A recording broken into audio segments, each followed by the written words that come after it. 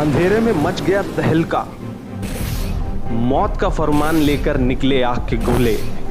Israel और फिलिस्तीन दोनों ने शुरू कर दी रॉकेट की बौछार और फिर मची तबाही। चीख पुकार, चारों तरफ दंगा फसाद। क्या है ये सब? इजराइल और फिलिस्तीन के विवाद की वजह क्या है आखिर? विवाद इस जगह से शुरू हुआ जिसे हम टेंपल माउंट के नाम से जानते हैं। ये जगह यरूशलेम में है और यरूशलेम यूनाइटेड नेशन के अधीन है फिलहाल। यहां इस पहाड़ी पर अल अक्सा मस्जिद है और साथ ही यहां डोम ऑफ रॉक है। ये दोनों ही मुस्लिम आस्था का प्रतीक है और ये दीवार जिसे वेस्टर्न वॉल या पश्चिमी दीवार कहा जाता है, यहूदी आस्था का प्रतीक है। फ्रेंड्स, कुल मिलाकर यहूदियों और मुस्लिमों के बीच यहां विवाद है। ये जगह, इसके बारे में कहा जाता है कि पैगंबर मोहम्मद साहब मक्का की अल हरम मस्जिद से रात का सफर करके इस मस्जिद मतलब कि अल अक्सा मस्जिद पहुंचे थे और यहीं से उन्होंने स्वर्ग की यात्रा शुरू की। इसलिए अल अक्सा मस्जिद मुस्लिमों के लिए एक पवित्र स्थल है। और वेस्टर्न वॉल के बारे में अगर मैं आपको बताऊं तो वेस्टर्न वॉल कुछ इस तरह से दिखती है, जो द्वितीय यहूदी टेंपल का एक अवशेष है, हिस्सा है, जो 516 बीसीई में बनके तैयार हुआ था, सेकेंड ज्यूस टेंपल। अब सवाल ये उठता है कि इन धर्म स्थलों को लेकर 2021 का विवाद क्या है। ये जानने के लिए आपको 74 साल पहले ले चलता हूं, जब 1947 से पहले अंग्रेजों का कब्जा था पूरे फिलिस्तीन पर।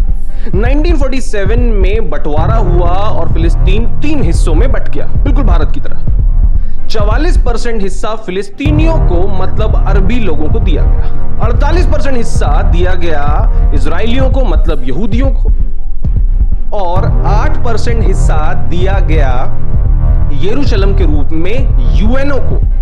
यूएनओ इसका अधिकारी है। विवाद से पहले टेंपल माउंट पहाड़ी पर एक खुशी का मौका आया। अल अक्सा मस्जिद पर यहूदी संप्रदाय 13 अप्रैल 2021 को योम हाजी कारोन त्योहार मनाता है, जो उनके सैनिकों की याद में वो मनाता है।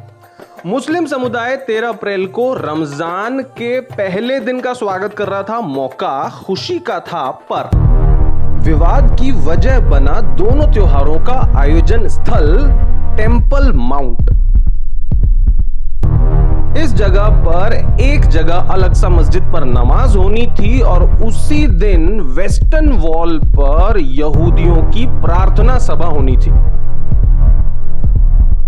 अब यहूदियों की प्रार्थना में अल अक्सा मस्जिद के माइक से खलल ना पड़े, लाउडस्पीकर से खलल ना पड़े, इसलिए इजराइल की पुलिस ने अल अक्सा मस्जिद के लाउडस्पीकर के केबल ही काट डाले ताकि लाउडस्पीकर काम ही ना कर पाए। इसके बाद तो जैसे वहां मौजूद जनता ने अपना आपा ही खो दिया।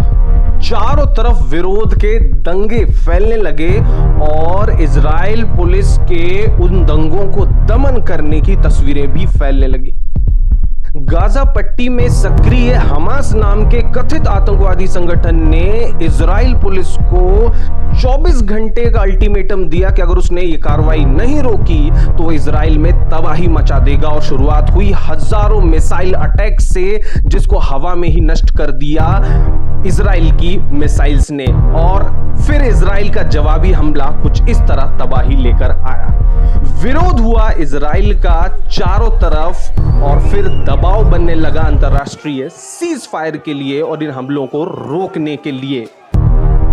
इजरायली सेना के जवाबी हमले से परेशान होकर हमास ने भारी नुकसान उठाने के बाद सीज फायर को भी मान लिया और फाइनली फिलिस्तीन और इजराइल के लोगों ने राहत की सांस ली। हालांकि ये जो सीज फायर है ये कितना सच्चा है और कितना परमानेंट है, स्थायी है, ये कहना बहुत मुश्किल है, क्योंकि कुछ इस तरह से ये लोग सीज फायर करते हैं। देखते हैं आगे होगा क्या। तो इजराइल और फिलिस्तीन के बीच विवादों की इस परंपरा में नए विवाद की वजह क्या थी, ये मैंने आपको बताया। और अब आपको तय करना है कि वर्चस्व की इस लड़ाई में कौन सही है और कौन गलत। अगर आप मेरे विचार जानना चाहते हैं या फिर आगे भी इस तरह के वीडियो देखना चाहते हैं तो हमारे चैनल को सब्सक्राइब कीजिए और समय समय पर इस तरह के वीडियो अपडेट्स के लिए आप बेल आइकन पर क्लिक कीजिए। दोस्तों, अपना ख्याल रखिए, सुरक्षित रहिए, घर में रहिए। धन्यवाद।